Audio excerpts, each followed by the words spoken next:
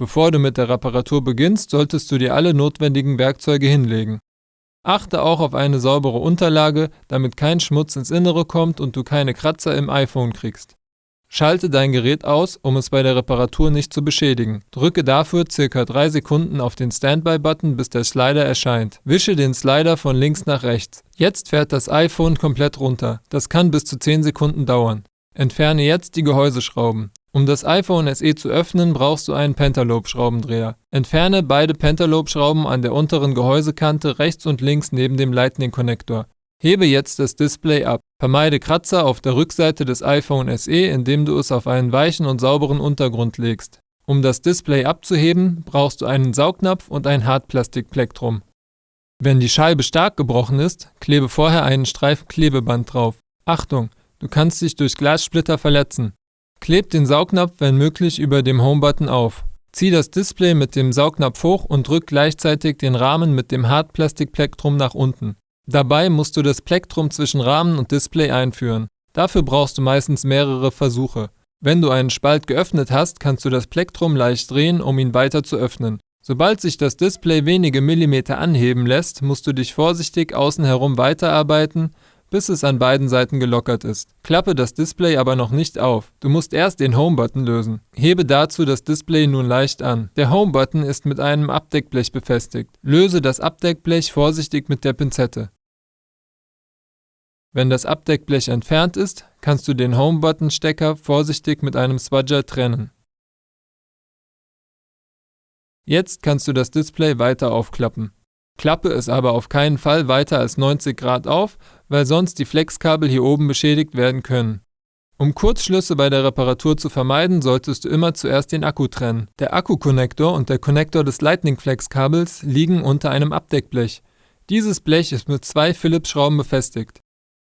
Entferne diese Schrauben und hebe das Abdeckblech mit einer Pinzette ab. Heble dann den Akkustecker vorsichtig mit dem Spudger ab und biege ihn etwas zur Seite. Jetzt kannst du die Display-Konnektoren trennen. Entferne dazu die 4 verschieden langen Phillips-Schrauben vom Abdeckblech und lege sie gemeinsam ab.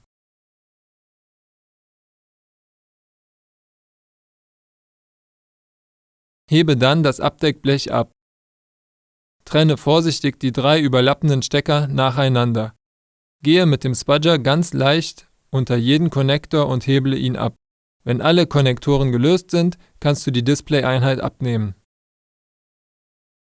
Um sicherzugehen, dass mit dem Ersatzdisplay alles in Ordnung ist, kannst du es jetzt einmal kurz testen. Setze dazu das Display an die obere Kante und verbinde die Konnektoren. Pass auf, dass die Kabel nicht überdehnt werden und rutsche mit den Konnektoren nicht über die Kontakte am Logic Board.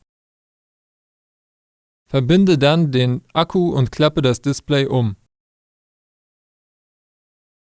Halte den Power-Button gedrückt, um das Gerät zu starten. Öffne das Kontrollzentrum und teste die maximale und minimale Displayhelligkeit. Teste dann noch, ob der Touchscreen an allen Stellen funktioniert. Nimm dir dazu eine App und zieh sie am Rand im Zickzack über den ganzen Bildschirm. Wenn die App an einer bestimmten Stelle zurückspringt, kann der Touchscreen einen Fehler haben. Überprüfe vorher aber nochmal, ob die Konnektoren richtig angeschlossen sind. Wenn alles okay ist, kannst du das iPhone wieder ausschalten und den Akku trennen.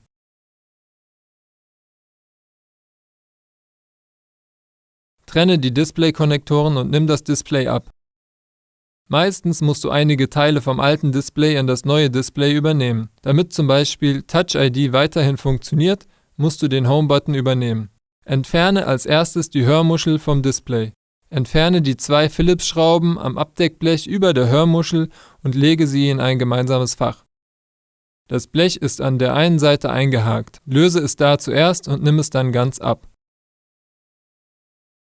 Jetzt liegt die Hörmuschel frei und du kannst sie rausnehmen. Nimm jetzt das Flexkabel für die Frontkamera raus. Das Flexkabel ist sehr empfindlich, sei bei diesem Schritt also besonders vorsichtig. Um den Klebstoff unter dem Flexkabel zu lösen, kannst du es mit Heißluft erwärmen. Du kannst dafür einen gewöhnlichen Haartrockner nehmen. Nimm einen Stahlspatel oder ein anderes flaches Werkzeug und schieb es unter das Flexkabel, um das Kabel nach und nach zu lösen. Bei unserem Gerät war das Kabel schon mal gelöst, darum geht es relativ leicht ab. Jetzt kannst du den Kabelsatz abheben und zur Rückplatte umklappen. Hebele vorsichtig das Umgebungsmikrofon aus seiner Halterung. Dann kannst du das Flexkabel rausnehmen. Entferne jetzt den Home-Button vom alten Display. Löse dazu als erstes die Phillips-Schraube, die das Flexkabel befestigt.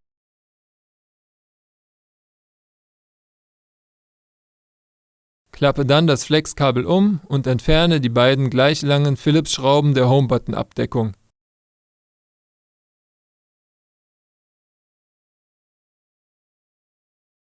Nimm danach das Abdeckblech ab und lege alles in ein gemeinsames Fach. Gehe mit dem Stahlspatel vorsichtig unter den verklebten Kabelsatz und lockere ihn. Du kannst hier auch wieder Heißluft benutzen, um den Klebstoff leichter zu lösen.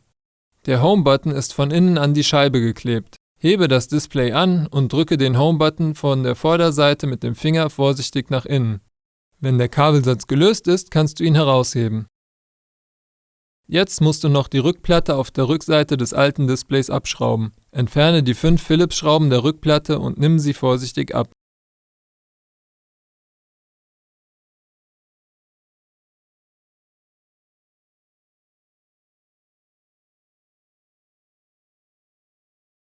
Vor dem Einbau musst du die neue Display-Einheit vorbereiten.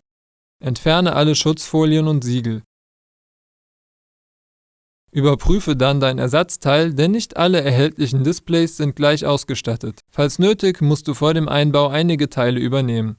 Dazu gehören die Halterung für die Frontkamera und die Halterung für den Näherungssensor. Jetzt kannst du mit dem Einbau anfangen. Leg die Rückplatte auf das neue Display. Achte darauf, dass die Schraublöcher genau über den Gewinden liegen. Verschraube die Rückplatte mit den 5 verschieden langen Phillips-Schrauben. Achtung! Die Schrauben sind unterschiedlich lang. Wenn du sie falsch einbaust, kann dein Display beschädigt werden. Jetzt kannst du den Home-Button am neuen Display anbringen. Lege ihn dazu in seine Öffnung und drücke ihn leicht fest, damit er verklebt. Leg jetzt noch das Abdeckblech auf und verschraube es mit den 2 gleich langen Phillips-Schrauben. Klappe dann das Flexkabel um und verschraube es mit der Phillips-Schraube.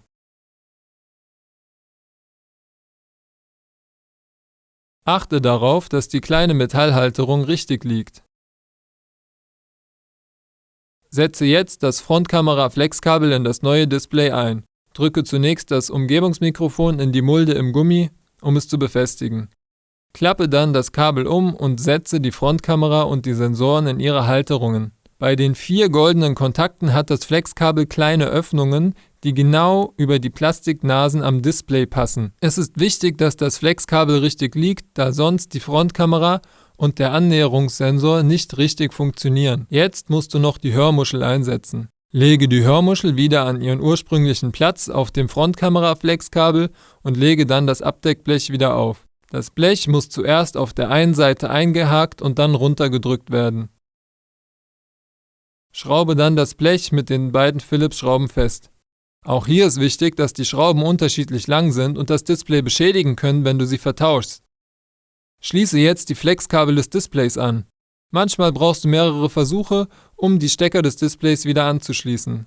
Sei sehr vorsichtig, da die Stecker leicht kaputt gehen. Leg jetzt das Abdeckblech wieder auf und schraube es fest.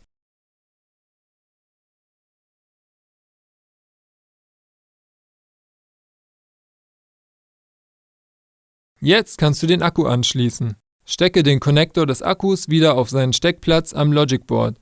Danach legst du das Abdeckblech auf und verschraubst es mit den 2 Phillips-Schrauben. Damit das Display verschlossen werden kann, schließ den Home-Button wieder an. Positioniere das Flexkabel über dem Steckplatz und drück es dann fest. Das ist etwas schwieriger und kann ein paar Versuche brauchen, bis es richtig sitzt. Lege dann das Abdeckblech auf und hake es ein. Jetzt kannst du dein iPhone wieder verschließen. Klappe das Display um und drücke es überall vorsichtig rein, bis es komplett im Rahmen liegt. Das Display muss bündig mit dem Rahmen abschließen, es darf also nirgends überstehen. Befestige jetzt noch die 2 Pentalobe-Schrauben am Gehäuse links und rechts vom Lightning-Konnektor.